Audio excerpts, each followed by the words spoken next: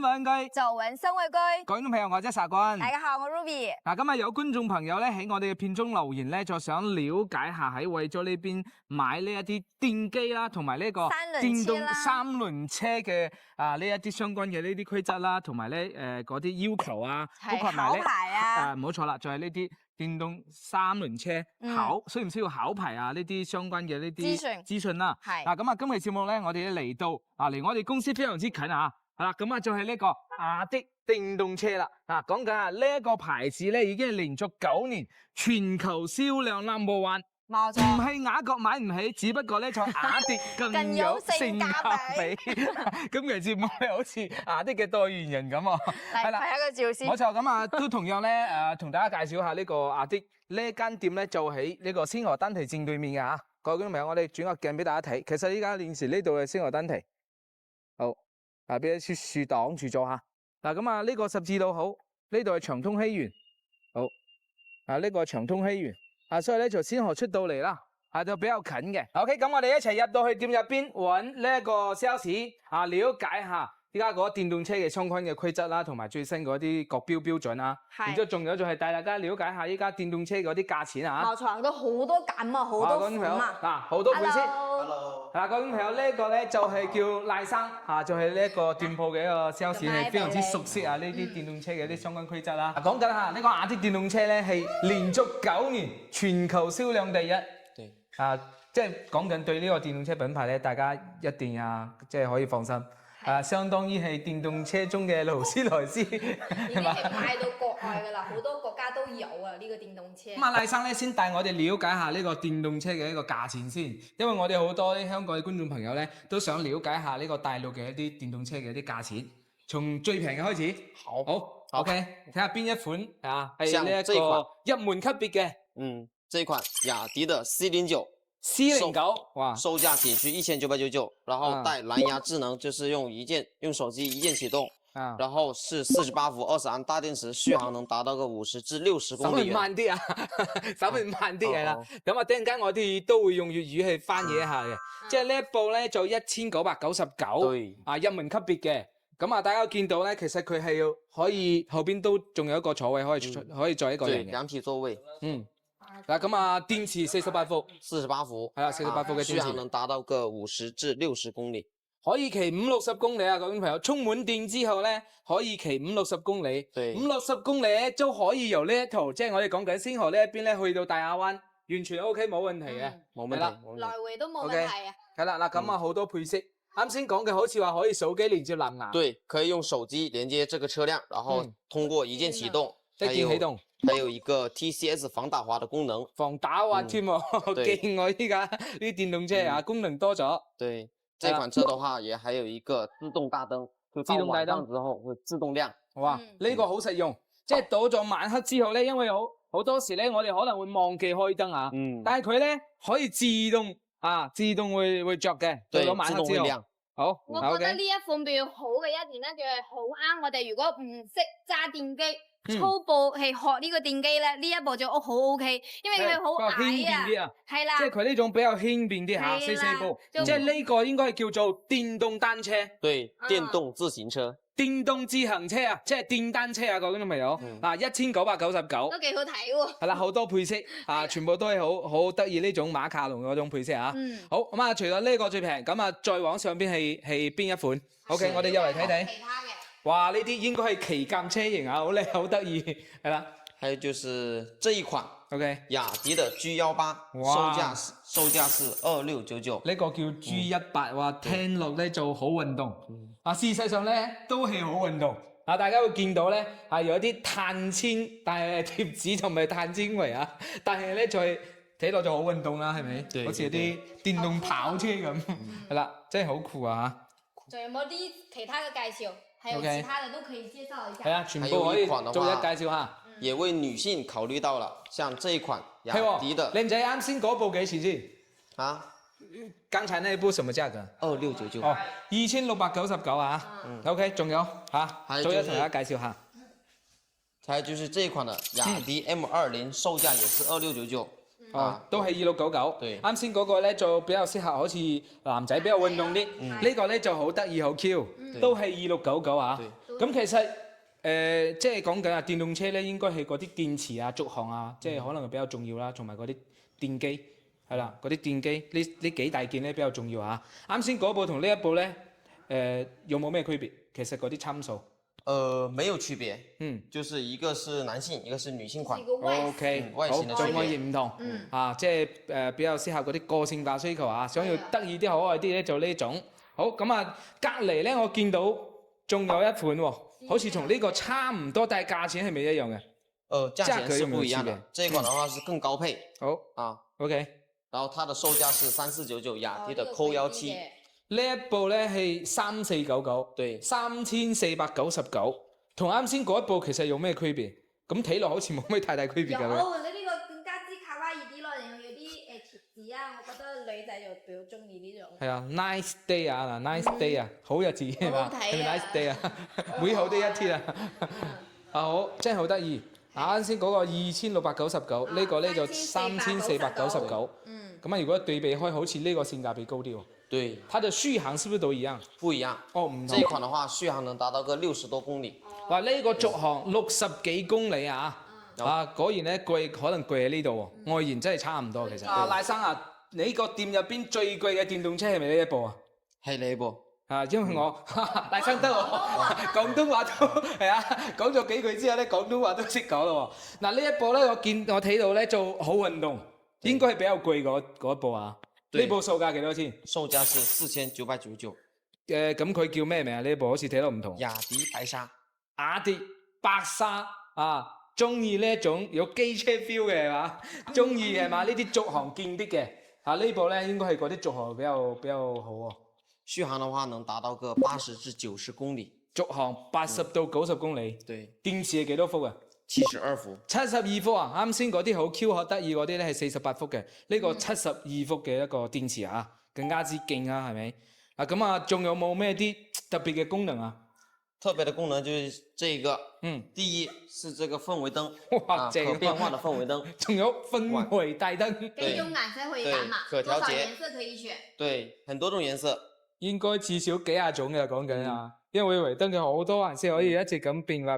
五色，哇，夠晒運動。呢部叫咩啊 ？GT，白沙 GT 啊，然之後呢度話 RS 啊，所以咧一聽咧就係非常之運動嗰種，中意啊你咩啊？呢種係比較適合即係我哋嘅男仔，有啲機車 feel 咁。係啊，機車 feel 咁。係啦，咁啊睇下有咩功能喎？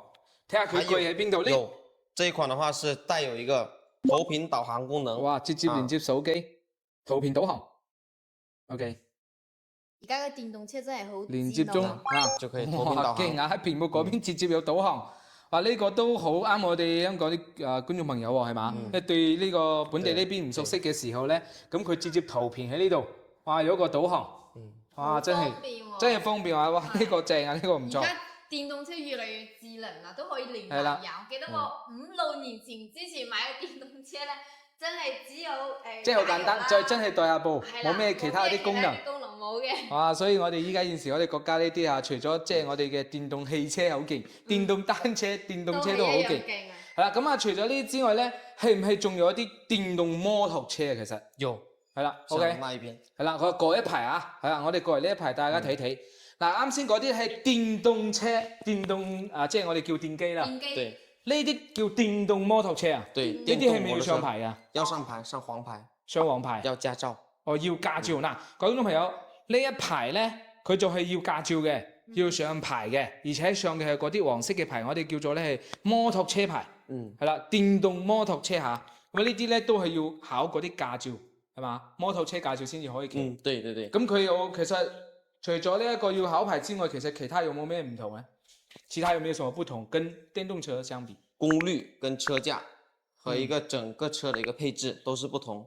就比如說車價，車價的話是加厚的，功率的話也是最大功率1200瓦，最快速度可達到50多碼。OK。電池伏數的話是可以達到個72伏。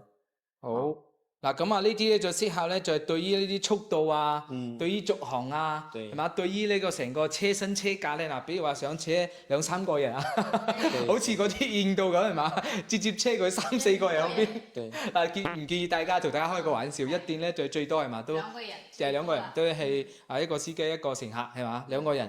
嗱咁啊，呢啲售價大概幾多？即係呢啲電動摩托車。像這款女性款的雅迪 M10就是2499搞特價。哇，性價比咁高嘅？我以為電動摩托車會貴啲喎。我都以為。2499。不過呢個都要個考牌嘅。哦，應該其實係唔係呢一種嚟講咧，會即係銷量會比較一般係咪？因為依家好多大家都係騎電動車係咪？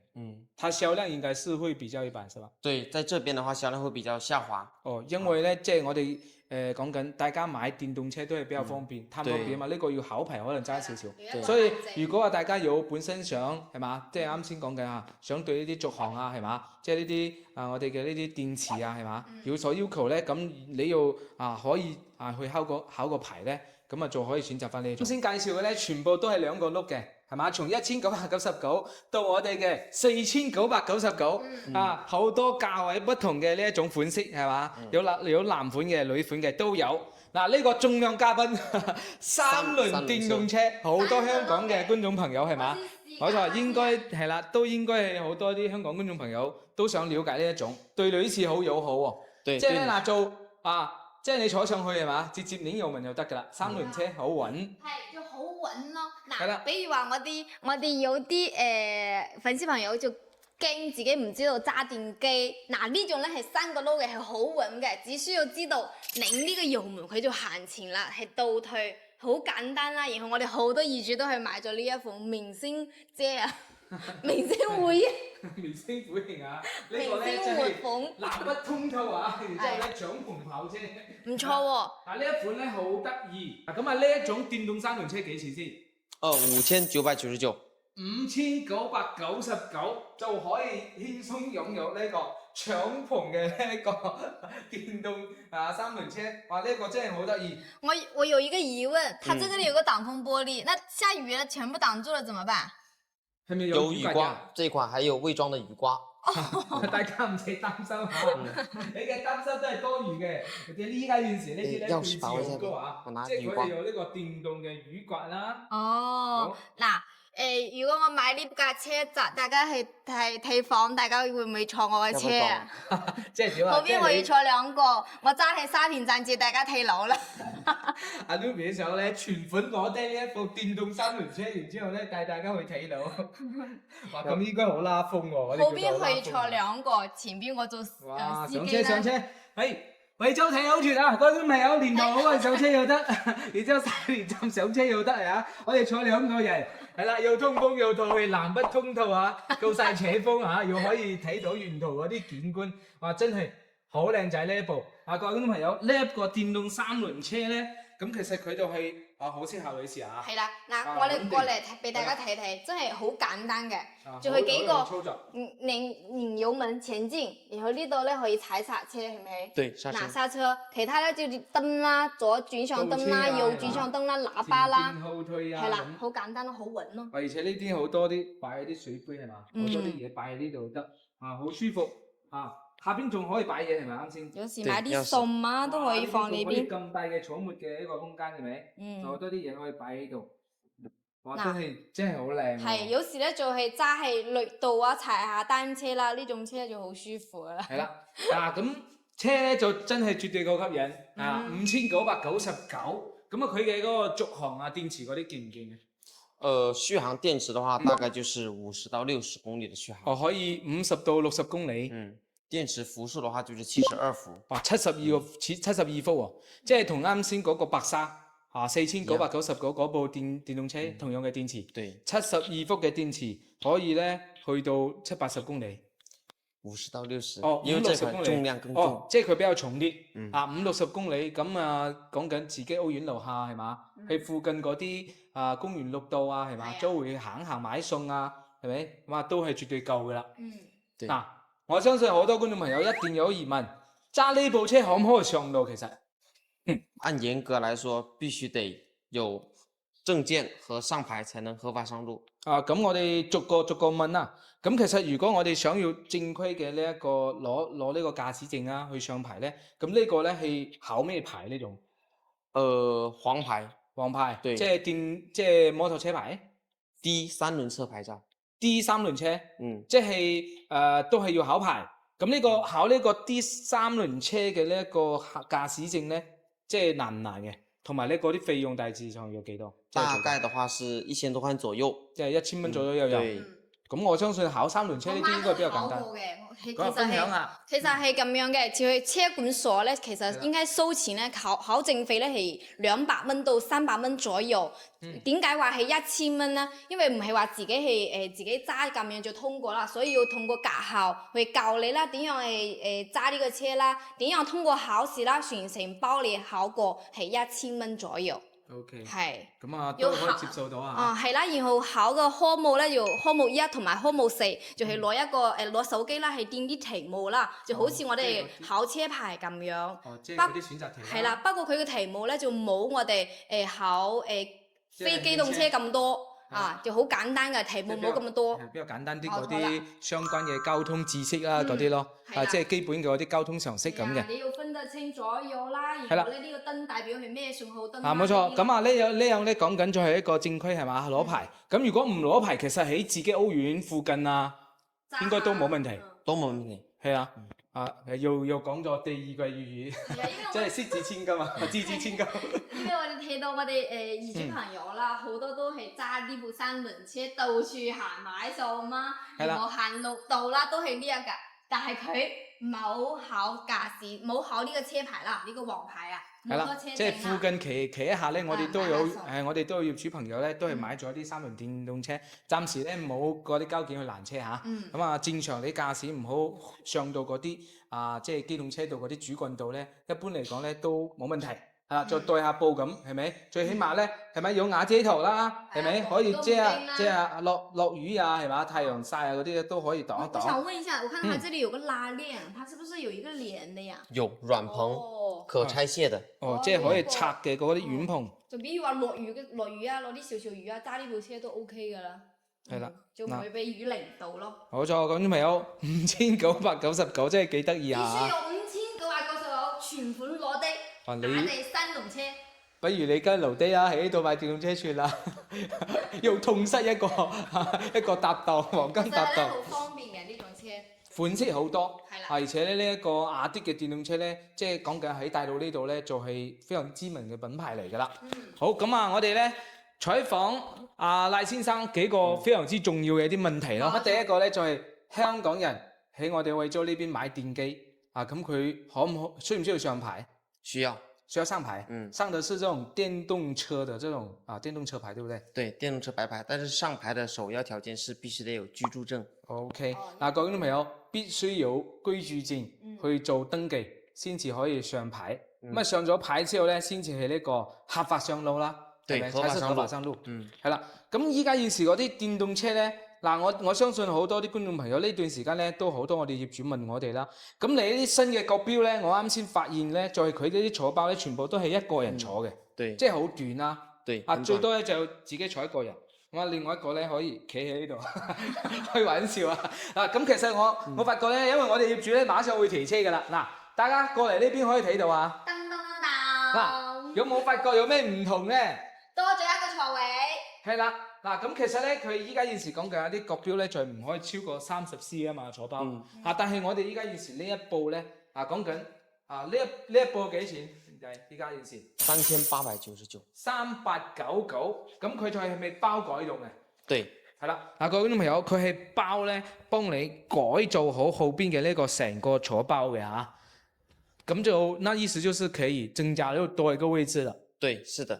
可以增加多一個座位。OK，咁其實咧，啱先我哋睇嘅呢一啲新嘅國標，都係可以去增加一個座位嘅。對，可以。咁問題嚟啦，好多觀眾朋友咧，一定最想了解嘅就係，即係我哋依家現時講緊嚇國標係30C啊嘛。咁我哋而家超出咗，咁其實咧，我哋騎喺路上咧，即係啲交警嗰啲會唔會話攔低啊，或者話會唔會處罰咁？很少數，基本上不查。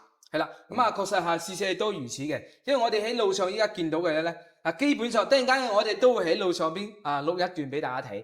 基本上所有喺路面上行嘅都係進行咗一個改動嘅，即係我哋叫做咧上有政策，下有對策。因為咧，你一定所有呢啲交通工具咧都要符合大家嘅一個需求。係啦，大家嘅需求係咩咧？講緊至少你都可以要坐一個人啦，係咪？冇錯。即係你依家現時講緊一個人坐，佢肯定係符合唔到我哋係嘛？即係呢個使用嘅嗰個需求係咪？同呢一個國標嘅政策咧，確實係有一啲衝突所以咧，我哋依家現時講緊買咗之後咧，呢個商家咧都會幫大家去改動好即係會，比如話呢一款叫咩？好得意呢一款。名字對，這款的名字雅迪木蘭雅迪木蘭係啦，呢個咧佢就可以改造成咧就係一體式嘅。咁其實其他啲款係唔係個個都可以改成咁咧？是不是每一款都可以改？個別的可以。個別係可以改成咁。咁其他個別唔可以嘅咧，佢係改成件嘅咧，就增加一個位置。多加一個位置，多加一個位置，對，拼接。拼接一個位置。呢種你係一體嘅，呢種一體就好睇啲咯。坐都舒服啲。係啦，嗱，各位朋友就睇大家最終揀嘅款先即係咧，無論你揀邊一款最新嘅呢個國標嘅，都係可以商家幫你增加一個位置嘅。只不過咧，有啲咧就係改動咗之後係做一體式嘅，咁佢可能坐落咧就更加穩一啲。咁有啲咧佢可以幫你增加一個都係可以車一個人啦，係啦。咁然之後仲有咧，我哋講緊啱先嘅呢個電動三輪車啦，係嘛？咁佢就係要考牌啦。如果係合法上路去考牌啦，但係如果我哋講緊就係自己屋苑樓下咁騎一騎咧，其實係唔需要去考牌都冇問題嘅。係，如果你係單身咧，想長遠去考慮咧，你可以有時間你都可以考一個都冇問題嘅，呢個係最穩陣嘅。係啦，1000蚊左右。係惠州呢邊咧係冇係作呢個牌照嘅事情。另一點咧就係咧買咗呢個電機之後咧，講緊上咗牌之後咧，當即就要買保險。電機都有保險買嘅。有。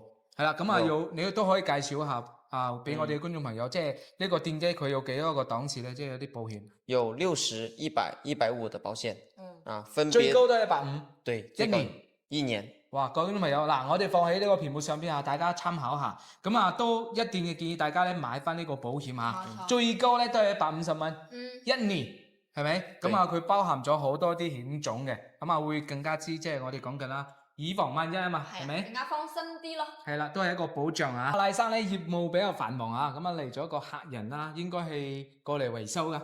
大家會見到依家我哋呢啲電動車咧大家都係咁嘅都係可以後邊咧可以坐一個人，冇錯。而且咧又可以，比如話再增加一個後尾箱啦，做一個寵物啦，都係可以嘅。OK， 再同大家去總結一下咧，喺我哋惠州呢邊買電動車嘅一個成個流程第一咧，你揀中咗之後咧，係嘛？當日全款攞低，係啦，唔使分期全款攞低。有冇要上會㗎？唔使上會，冇得上會幾千蚊都上會，即係人哋會趕你出去得㗎。全款攞低之後咧，然之後咧，你就需要咧俾自己嘅呢一個居住證啦，然之後咧會作為一個登記啦。佢然之後咧接落嚟就係要選牌嘅。係啦，因為佢買電機都會選牌㗎，佢5揀1，係啦，5揀1嘅，係啦，就去到佢嘅店鋪入邊啦，係嘛，咁然之後咧就當場咧去進行一個搖號，係啦，5揀1，呢個過程咧都建議大家參與一下，好得意係啦，就好似真係買車搖車牌咁。係，仲有咧，我哋買呢個電機咧，佢要個車牌嘛，唔需要話係自己咧過去車管所去攞，佢哋咧會寄過嚟俾雅迪呢邊啦，到時咧車牌到咗，佢哋都會幫你安裝好，成個過程咧就只需要你買呢個電機，其他咧佢哋全部都係搞定嘅，就好方便咯。過嚟提車就得㗎啦。係啦，咁啱先講到係嘛，然之後上牌啦，一個禮拜左右上牌啦，第三咧就係當即就買保險呢個都好重要，建議大家一定要買保險，150蚊一年喎。係咪最高嗰個係咪？最高嗰個檔次都係150蚊一年最低60蚊一年呢個咧都係我哋一個保障企喺路上邊咧，最起碼嚟講咧都係一個保障，放心啲係咪？係啦，然後近期視頻咧，我哋主要咧就係回應我哋粉絲朋友嘅留言啦，所以都想拍一隻呢個關於電動車電機嘅視頻啦，有啲價錢可以參考啦，仲有啲流程啦俾大家，希望咧我哋今期視頻咧可以幫助到大家。冇錯，再次咧都幫呢一個賴生係嘛，呢個哥哥仔打廣告啦。佢嘅呢間店咧離我哋新會區都好近咁就係喺星河丹堤路口行出嚟，係啦，咁啊，你直接搜索比如話阿的係嘛，星河單皮店啊之類咧，其實都可以揾到呢間店嘅，仲喺長通喜園隔離。都將佢哋嘅地址咧都係貼喺我哋鋪喺我哋嘅視頻上邊啦，方便大家可以揾到。可以過嚟揾阿賴生呢個哥哥仔啦，非常之勤力啊！喺度咧啊，幫你業主，即係你呢度買咗之後咧，你就有咩問題係嘛，即刻過嚟啊，係嘛，換呢啲剎車啊、剎車系統啊，係咪？檢查一下呀。然之後咧，啱先佢老闆開玩笑話咧，阿賴生可以提供終身刷車服務，真係呢個小伙子係非常之勤力嘅嚇。係啦。仲有一個問題咧，就係佢哋嘅服務。仲有一個我覺得係比較好嘅，就係上門維修啊，呢個服務都好，因為有時我哋尤其係女仔，有時揸車嘅時候，唔知道係近到邊度，唔知道停咗，呢個車就係停喺呢度，可以 call 佢哋電話係可以幫手到你咯。我覺得呢一個服務都係 OK 嘅。係啦，尤其是好似啲先河單皮業主咁近，係咪？過嚟呢度咧都好方便。然之後仲有咧，我見到佢門口嗰邊咧係搞緊一啲618嘅活動嘅，都可以睇你喎。OK， 我哋出嚟啦，因為賴生咧佢忙緊，順便幫佢介紹埋。因為呢個小伙子好熱情啊，所以咧佢要配合我哋可以回答一啲我哋大家關心一啲問題啦咁嘅。618狂歡購啊，即係佢依家現時都搞緊活動所以大家咧如果有需求嘅係咪？都可以咧嚟到佢呢一間店啦，係嘛？揾呢個賴生啦，然之後去買翻呢個合適自己嘅電機啊！各位觀眾朋友，如果仲有其他啲咩疑問係嘛？買咗樓喺惠州嘅又好，或者話仲未買嘅又好，或者係觀望中嘅係嘛？呢啲轉業主又好，對於呢個上嚟惠州居住啊，有任何啲疑問咧，你即刻可以喺評論區同我哋留言。